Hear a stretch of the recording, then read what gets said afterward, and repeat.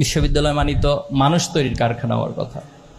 এখন এই মানুষ তৈরির প্রশ্নে যদি আসি, তাহলে মানুষের বিপরীত কি? অমানুষ। আচ্ছা, এটা সহজ আর কি, পশু, অমানুষ। কোরআনে যেটা বলা হচ্ছে উলাইকা কাল আনাম ওয়া বাল হুম আদাল, যে মাঝে মাঝে মানুষরা পশুর মতো হয়ে যায় অথবা তার চেয়ে নিকৃষ্ট। এই দৃশ্য দেখার পর আমার ওই ভাইদেরকে, সিনিয়র ভাই অথবা জুনিয়র ভাইকে কি আমি মানুষ বলতে পারি না পশু বলতে হবে? আজকে ছাত্র রাজনীতির নামে যা চলছে, ছাত্র শিবির এটার উত্তরণ চায়। ছাত্র রাজনীতি মানে এখানে বিষোদাগার।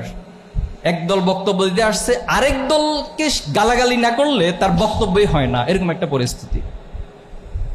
আজকে কি এখানে এখন পর্যন্ত কোনো বক্তা অন্য কোনো দলকে ইন্ডিকেট করে অথবা অন্য কোনো দলের নাম নিয়ে কোনো কথা বলেছে? তাহলে দিস ইজ দ্য ডিফারেন্স। লেজুর ভিত্তি তো শুধু ছাত্র রাজনীতির ক্ষেত্রে প্রয়োগ করা হয়, কিন্তু শিক্ষকদের ক্ষেত্রে লেজুর ভিত্তি যে আরো কত মারাত্মক হয় এটা আমরা কখনো হয়তো ব্যবহার করি নাই। কারণ তাদের তো ওই চিন্তাই নাই।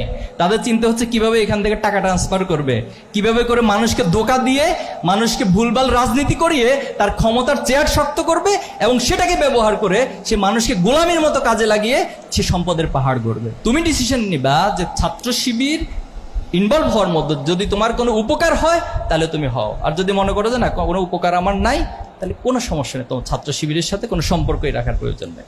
কে আমাদেরকে কি বলছে না বলছে এটা নিয়ে আমরা খুব বেশি তাকাবো না, কারণ আমাদের কাছে হিউজ কাজ, অনেক কাজ পড়ে আছে নিজেদেরকে গড়ার জন্য, এই সমাজের ছাত্রদেরকে গড়ার জন্য, এই সমাজকে গড়ার জন্য, এই রাষ্ট্রকে গড়ার জন্য অনেক কাজ পড়ে আছে।